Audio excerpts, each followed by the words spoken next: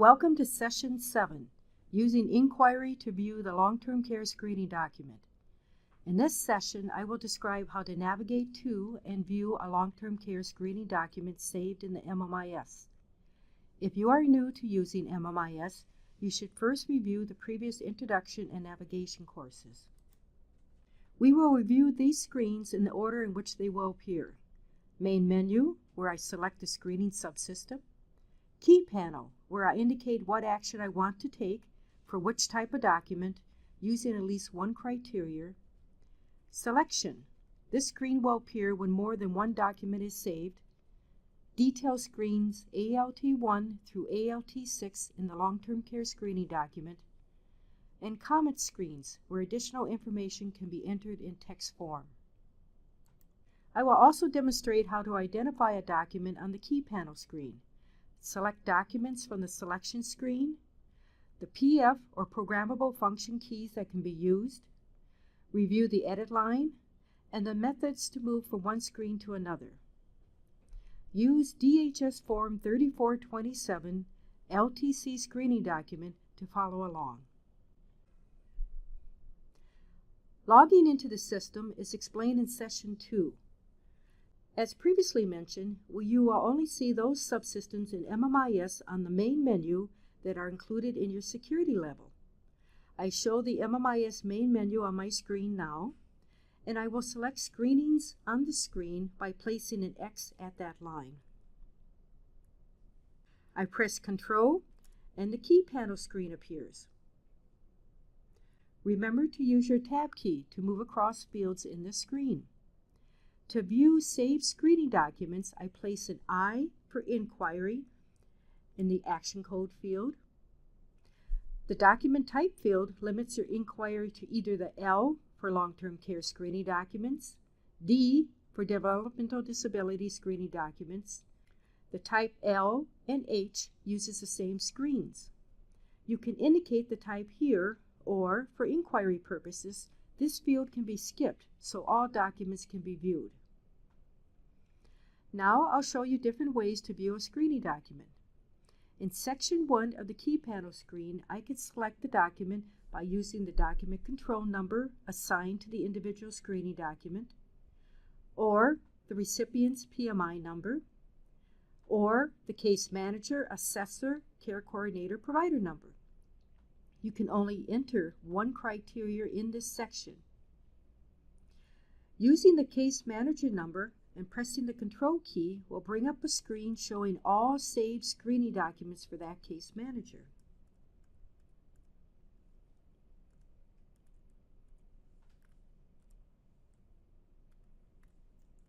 Sign on the bottom right-hand corner, it means that there are more documents than you can see on the first screen.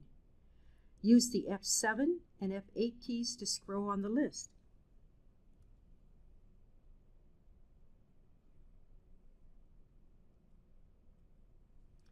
I return to the key panel screen by using one of the exit keys, F3 or F6. Section 2 is optional and allows you to limit your search by using a date range or by a document status, such as A for approved, D for denied, or S for suspended.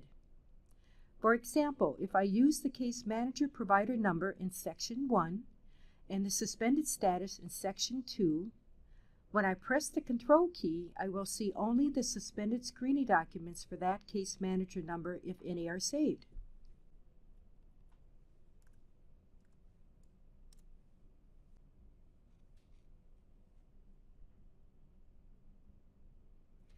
Again, the F3 or F6 keys bring me back to the key panel screen. I will delete the case manager provider number and the status code by using the N key.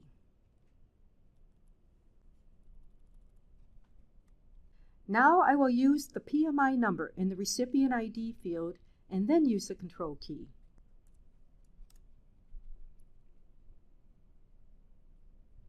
If there is more than one saved document for this person, you will be brought to a selection screen as we see here. The selection screen displays information to help you select the right document. The documents are shown as type L for long-term care, D for DD, or LH for HRA or Health Risk Assessment screenings. Here you can see the person has several saved documents. The columns on this selection screen are from left to right, document type and number, LD or L-H with the MMIS assigned document control number, provider name and number. This is the care coordinator, case manager, certified assessor name, and provider number from the screening document. Action type represents the value from the assessment result field on the screening document. It represents the final decision related to that assessment or other activity. Assessment result is found in Section D of DHS Form 3427, where all valid assessment results are described. The status shows the document status when it was saved. A indicates approved with no denied or suspendable edits posting when the document was saved. D indicates the document was denied because edits were posting with a denied status when saved. S, or suspended, means that there were edits posting that needed correcting or forcing when the document was saved. And R tells you that a previously saved suspended document has been replaced. Start date is the effective date field from Section D of DHS Form 3427, which is the effective date of the final decision, also known as assessment result. Major program comes from the recipient subsystem. MA indicates medical assistance, AC is alternative care, and UN is either the telephone screening with no other major program supporting it, or the Essential Community Supports Major Program. There is a plus sign on the bottom right-hand corner of the screen. This means there are more documents to view. I use the F8 key now to scroll ahead on the list.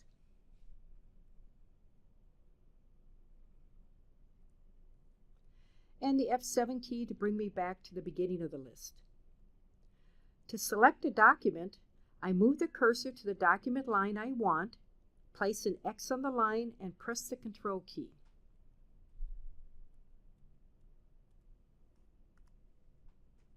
This action brings you to the ALT1 screen. The name of the screen is at the top middle. This is the ALT1 screen. On the left side is a field called Next. That is in green, so it can be changed and has the name of the screen that follows the present screening. On the right-hand corner is the login ID of the person who and the date when they added the screening to MMIS. The document control number is on the next line. The document status field identifies whether the document is approved, suspended, denied, or replaced. There are times when the document will remain in suspense and automatically route to DHS for approval. In this case, the current location and date fields show where the document is located at DHS or another lead agency after routing. The override location field is used to manually route a suspended document to another agency or to DHS by placing the agency's 3-digit number here. Information on the type of documents that need DHS approval is covered in Session 11. Notice that all the data fields are displayed in white. Since I entered the document in inquiry mode, all fields are protected and cannot be changed. I will press F1 now to also show those PF keys that can be used in inquiry mode. Most fields on the ALT1 screen are found on the form DHS 3427 in Section A, Client Information. Some fields on the screen will not be shown on the paper form since those fields are automatically populated by the recipient subsystem based on the PMI entered. Note that DHS Form 3427 includes the name of the screen in MMIS where the information in each section will be located. For example, Section A has ALT1 in parentheses. This notation on the paper form provides a helpful guide for staff as they view, enter, or edit data. A screening document fields chart can be found in the MMIS Training Companion Guide in the User Notes section for more information about individual fields. The F4 key, your navigation key, can be used on different fields on the ALT1 screen to navigate to other areas of MMIS. Managed care staff using the MMIS for screening document inquiry and entry will only have security to use the F4 key on the diagnosis fields and the edits.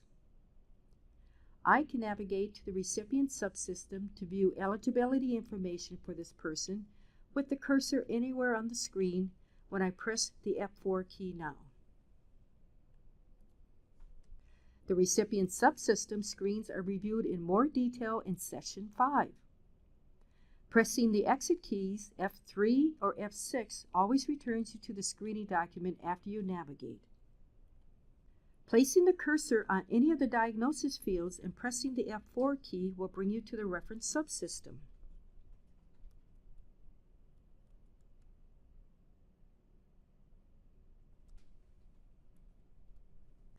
You can view more information about the diagnosis code, such as the name of the condition, acceptable age range, and gender for the condition, and if there is any ending date on the code. For instance, if you're looking at an older document, you'll probably see an end date associated with the change from the ICD-9 to ICD-10 diagnosis codes. Use the F3 or F6 key to bring you back to the document. Finally, placing the cursor on the first character of the CMHPCA number field and pressing the F4 key will bring you to the provider's subsystem. I move the cursor to that field and use the F4 key. These staff are enrolled providers in MMIS. Use the Control key once more to navigate to the following screen called PADD to identify the case managers, care coordinators, or certified assessors' agency and phone number. Returning to the screening document by using F3 or F6, I'll use the Control key again to advance to the ALT2 screen, which contains the data shown in Section B, Screening Assessment Information from the paper LTC screening document DHS Form 3427. Using the Control key again brings you to the ALT3 screen for data shown in Section C, General Function and History on DHS Form 3427. This is a screen that captures information obtained during assessment about the person's needs. When I press Control again, I move to the next screen, ALT4.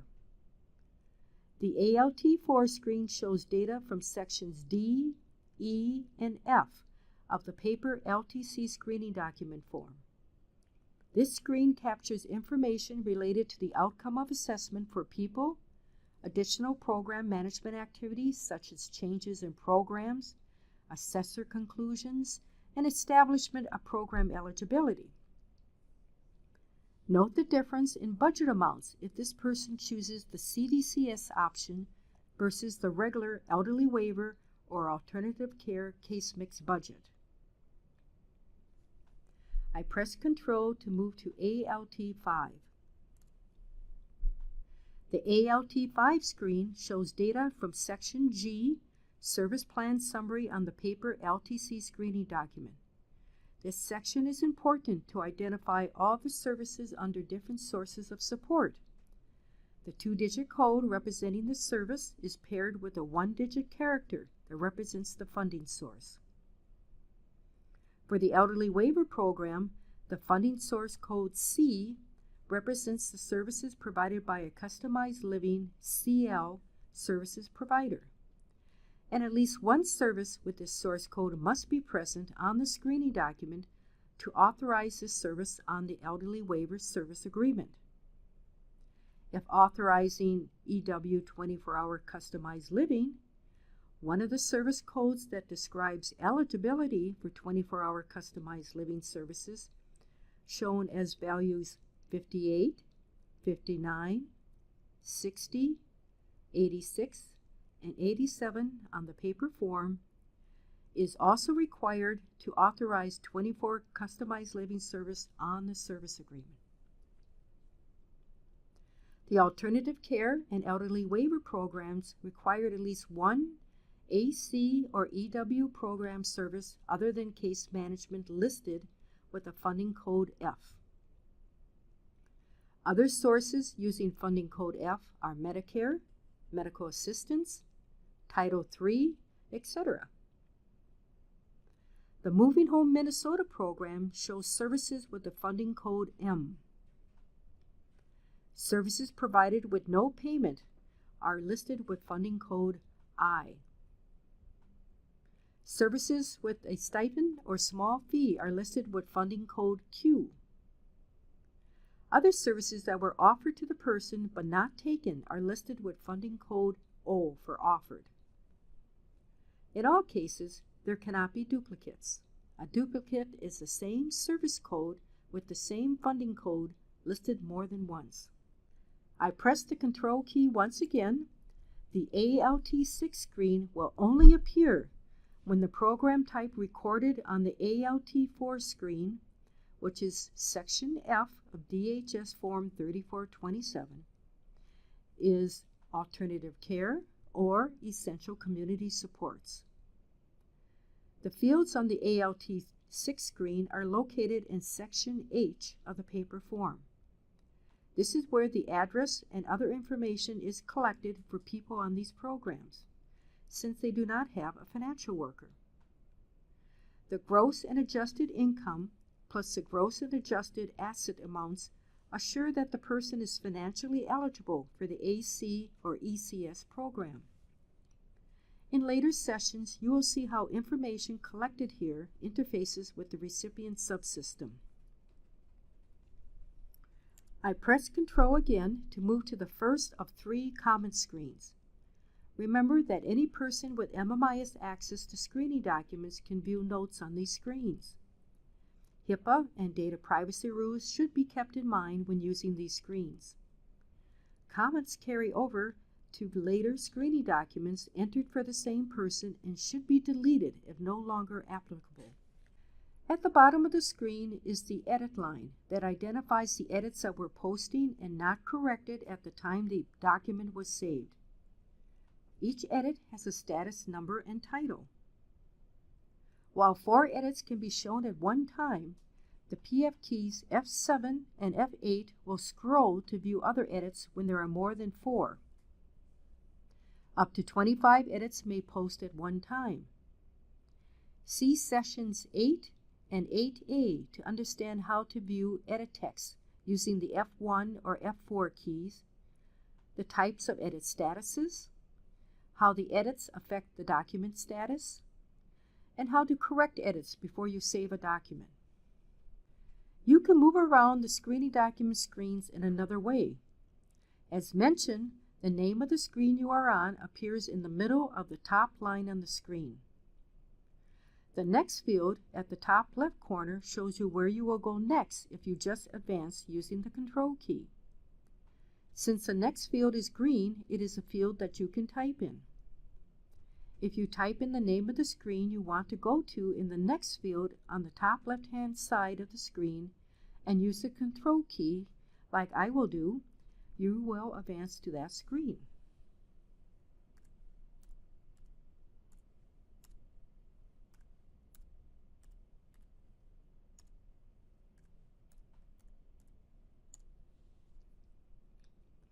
This is a nice method to use if you've gone too far forward and want to back up to previous screens. DHS Form 3427 includes the name of the MMIS screen to help you know which screen to view. To leave the screening document, use the F3 or F6 exit key. Since you are in inquiry mode, either exit key is okay to use. The first time you press either key, you return to the selection screen that shows the person's screening document history if more than one document was saved. If you selected a document that was not at the top of the list, and return to the screen, it appears the list is shorter. MMIS is just displaying the record you last selected and placed it at the top of the list. Use F7 and the history is restored. If you want to look at another record for this person, place an X on the line and press Ctrl.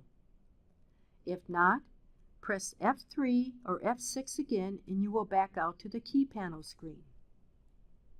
When finished, press F3 or F6 again and you will return to the main menu screen.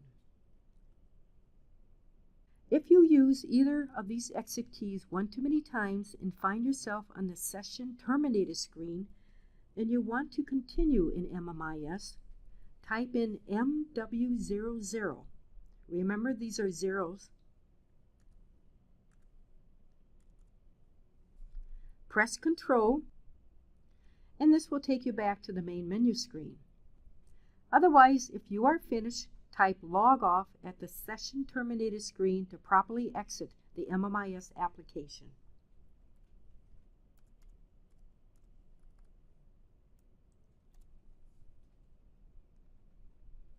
Entering data into the LTC screening document and viewing edits is the topic of our next sessions 8 and 8A. Session 8B explains using screening document type H to add health risk assessments. This concludes our session number 7. To leave comments or questions about this session, please complete the survey on the Aging Training page.